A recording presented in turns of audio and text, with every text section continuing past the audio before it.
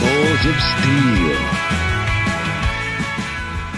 And gentlemen, boys and girls, dying time. We've been gone a long time.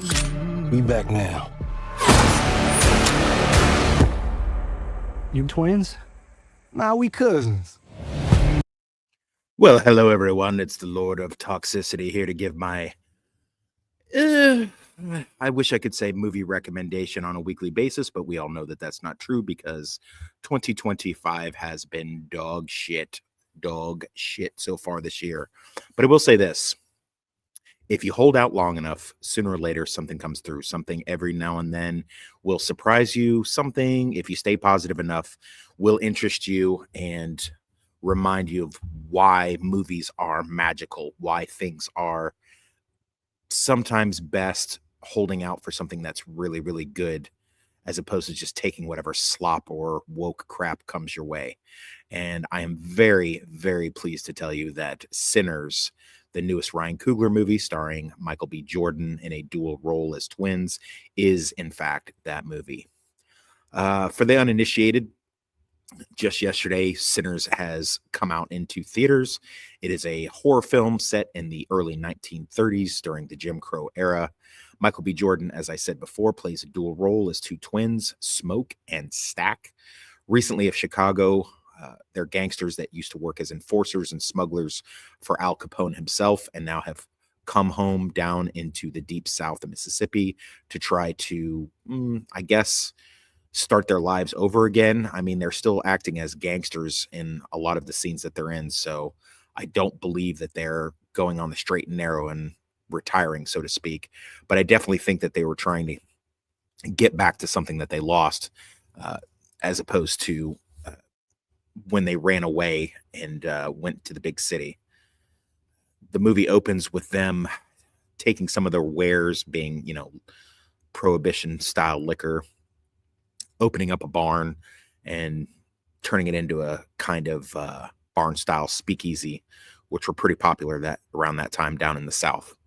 They do this with the help of some of their old friends and family, kind of an eclectic cast, so to speak, but not in the way that you start thinking like DEI diversity type thing. Although I will say that it is quite the diverse cast for something like this, but it's not something that like beats you over the head with it. I don't really care for the whole trope of an actor playing twins in a film, but I will say that whatever technology they used to make it seem as though the twins were actually two different people is actually stunning. I don't know enough about movies to speak on that. I don't know how that works exactly, but I will say that Sinners pulls it off flawlessly. I would have preferred to have, maybe another brother playing him in, no pun intended. But as it works out pretty good for the fact that they are twins, and it speaks to some of the mythical quality. Some of the things that they come up with in this are tried and true tropes that have been in horror vampire movies before. Kind of think of this as kind of Devil in a Blue Dress meets From Dusk Till Dawn. And if you can get behind that idea, then you'll like it quite a lot. Like I said, Smoke and Stack, as they're paired up in the film, Stack tends to be the hot-headed one. He wears the red hat. Smoke tends to be the more level-headed, cool, let's think and let's plan type character in the blue hat, which I guess is not only supposed to keep them separate in your mind as two separate entities, but it's also supposed to show the difference in how they handle situations on any given basis. A lot of the people that you'll see as the side characters are people that you've seen in other films and other roles before, playing the kind of side character roles that you're used to seeing them in, but it doesn't make it any less compelling to watch them in these roles. Actually, quite the opposite. In fact, all of the side characters are firing on all cylinders. Everything is great in this film. The dialogue, the setting, the music. Some of the people that you've maybe not heard of before are in this film. Of course, everybody knows Haley Stanfield in this. She's great. I think she has a real face and voice for period pieces. It's one of those things where I feel like ever since seeing in the first thing that I ever saw her in, which I think was the first thing that she ever did, was the True Grit remake. I feel like she has the kind of presence that works really well in period set pieces. She plays a kind of friend of the family. Her mother brought up the two twins. And of course, at one point or another, one of the two brothers initiated a kind of relationship with her. And, it went awry, especially with the fact that they left the small town to become gangsters. She comes back. She's pretty much the only Caucasian person allowed into the speakeasy for the big party, the big opening blast party. And one of the characters comments on the fact, when it's asked why she's okay to be in there, and she says, well, it's because she's family. And to that end, I wouldn't disagree with it. I would have preferred some of the different aspects of her character to be fleshed out a little bit more, no pun intended. But I definitely think that she plays a good role, and there's not a point where you start thinking, like with a lot of other Gen Z or millennial actresses that are in set pieces, you start thinking, I'm just not feeling it. They just seem a little too Gen Z or a little bit too, modern for me to actually believe that they are the person that they say that they are in this. So, whatever that's worth. Pretty quickly, the action starts to kick up in this film where, a lot of other movies will build up to it. I think Ryan Coogler has indicated that, he took a lot of inspiration from Dusk Till Dawn, due to the fact that it starts off being one kind of film, a gangster film type thing, and then turns into this other thing altogether. Also, he said The Faculty was a big influence, and you can kind of feel it here.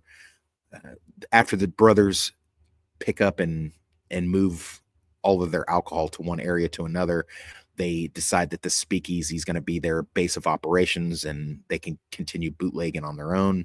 Simultaneously, we have a vampire character, a master vampire named Remick, played by Jack O'Connell, who I've never seen in anything else before, but he is absolutely stunning in this. He can make you feel sympathetic, and he can kind of gaslight certain characters, but he's also extremely dangerous and scary. Probably one of the best villains I've seen in film in a really, really long time. After he gets a couple people under his thrall as vampires, he decides to come after the speakeasy. And the reason that he does so, the brothers have a little cousin named Sammy. Sammy is a church-going boy who is a sharecropper, and he's not happy with his kind of lot in life, wants to break out and do something different. And he has a real musical talent. And the film's lore, so to speak, is that people who have certain talent with music can kind of rip behind the veil between the supernatural and the natural world. And that's what brings the vampire character Remick over to the speakeasy with his alkalites, due to the fact that that veil was lifted for a little bit. It's pretty cool. It's got a lot of good lore in it. Choctaw Nation, Native American lore, African American lore, and it's got, of course, the Irish lore of what they brought over from the old world to the new world. And it's done very, very well. And it mixes all of these genres. I love a great genre bender film. And if you like a genre bending film too, this is definitely something that you would appreciate and like watching. As soon as I got done with this, I went ahead and watched it a second time. And it was even better the second time that I watched it, because I understood things a little bit more clearly. The twins have a family friend who is from the Louisiana Bayou. She's Creole, and she understands how to deal with the vampires right off the bat. She kind of becomes their, sounding board for all of the things supernatural. So it's not one of those things where you have too much time wasted and lives wasted because people say, I don't believe in vampires. That's not real. That's silly. Blah, blah, blah, blah, blah. None of that is happening. What you wind up getting is, even though it's a 2-hour and 17-minute movie, I mean, it flies at, hurricane pace. It's just coming at you all the time, but not in the fact that you feel like bombarded by it. It just kind of washes over you. The music, the atmosphere of the film, the action, the way that the actors portray the different roles, it's all fabulous. At a certain point, the main villain, the master vampire Remick, mentions how Christians took his father's land. And the fact that he's Irish, it gives you an idea that, this happened before Ireland was fully converted to Christianity, making him a ancient master vampire, 1,300 years old. So that's pretty cool. It's got great lore to it, man. It would make a great comic book or graphic novels series. So one of the things I wanted to say before I get to my spoilery stuff is that there are 2 post-credit scenes after the main action of the film. I unfortunately missed these on the first watch and was so grateful that I got to come back in the second. I'm not going to tell you what they are right this second, but I will say that they, the first of the 2 post-credit scenes are integral to understanding the story, or at least the atmosphere of the after story, like an epilogue kind of. So do yourself a favor, pretend in that way that at least under those guises, it's a Marvel film, and wait until after everything has passed and you see the 2 post-credit scenes before leaving the theater. The first one is vital. The second one, it's just interesting and pretty cool to see it. But so you have a mid-credit scene and a post-credit scene. So hey, you're welcome. Anyway, off we go. From the rest of the point moving forward, this review will contain spoilers to the plot of Sinners. If you have not seen Sinners yet and don't want the plot spoiled for you, please leave or pause this, watch the movie, and come back at this point. And I think that you will be all the better for it. So moving forward, this is your last chance. If you've not seen Sinners yet and you don't want it spoiled, we are going to the 12-minute mark. You can come back and listen to the rest of it later. You have been warned. Okay, here we go. Yes, Haley Stanfield, she actually does get turned into a vampire, and pretty quickly, in short order, like within the first hour or so into the film. These kind of vampires follow the vampire lore of not being able to enter a premises or residence without explicit permission from the living entities that are there. So what happens is, because she is quote unquote family, after she goes out to try to kind of make amends with what they think is just a couple of drifters being the actual vampires who they've kind of, scooted away and said, no, you're not welcome here because they're white, ostensibly. For different reasons, though, not just on a racist kick, but just due to the fact that having white people in this all-black speakeasy might cause them some trouble. It's pretty reasonable when it's shown, and it's also reasonable that they would, in fact, send an envoy, being their one white ally, out to kind of speak with the people and kind of either make amends or find out if they might be worth coming into the place. Well, obviously, that was a bad idea, because she quickly gets turned into a vampire, comes back, and the hot-headed brother decides he wants to sleep with her again, and they go off into a little corner, begin to have sex. There's one gruesome element with these vampires where when they get close to somebody that they're going to feed on, they start drooling incessantly. It's really gross, but not gross to the fact where you don't want to watch the movie, but just kind of one of those, oh my God, that is chilling. It really lends a lot to the atmosphere of the film and to the lore of these particular vampires. So she does get Stack, the hot-headed brother, to mess around with her. She turns him into a vampire, and after they try to intervene, the other brother, Smoke, lays some gunfire into her to really no effect. Like in a lot of other movies, like From Dusk Till Dawn, you can shoot these vampires, it'll stun them for a second or two, like John Carpenter's vampires or From Dusk Till Dawn. That'll stun them for a moment or two, and then they're going to come right after you. So you got to use the kind of tried and true, you got to put a stake through their heart, you got to hit them with sunlight, you have to chop them up into pieces, fire, any of those things will probably work. But to varying degrees. And if you get bit, then that's it, that's all for you. She plays a great vampire in the thing. She's really scary, and I enjoyed her performance a lot in this. So definitely worth it. It makes you feel, it has that kind of claustrophobic From Dusk Till Dawn feel. You have so many survivors at once, and then thinking they're doing the right thing after things start to go awry, Smoke and a couple of other people that are running the speakeasy decide to tell everybody to go home and get out of there. Unfortunately, the vampires were waiting for them, and then all the people they thought they saved actually wind up becoming vampires. Michael B. Jordan is really, really kicking ass in this role.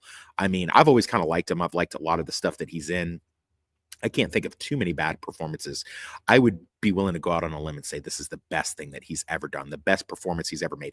And not just because he plays two different kind of character twins, not because of that, although that is a part of it, just for the fact that he put so much into this performance. Ryan Coogler really knows how to get a great performance out of Michael B. Jordan.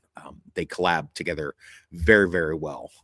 Unlike The Critical Drinker, I definitely find the Creed movies to be very entertaining. I like them a whole lot, not as much as the Rocky movies, but I think they have a lot to say. And I think the first Black Panther movie is extremely overrated. I've not seen the second one, but I will say that in that movie, I think Michael B. Jordan was the best thing about it. And don't just take my word for it. There's The Critical Drinker himself. Sinners is a pretty damn good film, a little on the long side, maybe, but visually superb, emotionally impactful, excellent performances, and a bizarre but striking combination of From Dusk Till Dawn set to blues music. Probably Ryan Coogler's best movie so far. So there you go. You heard it from the man himself, and I would 100% agree with him. Toxic Sinner rates a 9 out of 10. This falls into my must-see category. Go out and see this. Don't waste your time with anything else. Catch it as soon as you can. I guarantee you're going to want to see it again as soon as you get an opportunity. It is just really, really good. I enjoyed it a whole hell of a lot, and I think that you will too. This is not going to be a really long review. There's really no point in that, because how many times can I say, oh my God, this is so awesome, this is great? But great it is, and I definitely think it's worth your time and your money and your interest. And I'd love to hear in the comments what you thought of Sinners. Did I hype it up too much? Did I gas it up too much? Or did I not say enough good things about it? I'd love to see some kind of a sequel or prequel to this.